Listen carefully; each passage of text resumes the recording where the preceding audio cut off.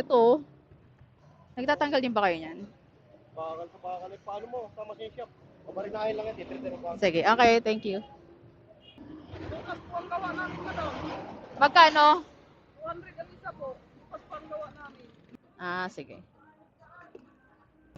Iba yan, pinabarinahan na lang namin yan. Tapos, lagyan na lang ng nut sa ilalim. Wini-weldingan namin doon sa ilalim. Kaso lang, ano lang, kalasin nga lang lahat to. Sa trabaho. Matutunog naman to eh. Sige, see? 450. Sige, ano muna ako. Ikot mo na. Salamat. Yan, may nakita akong, nag-search ako ng machine shop, meron. Sa kabila. U-turn ako.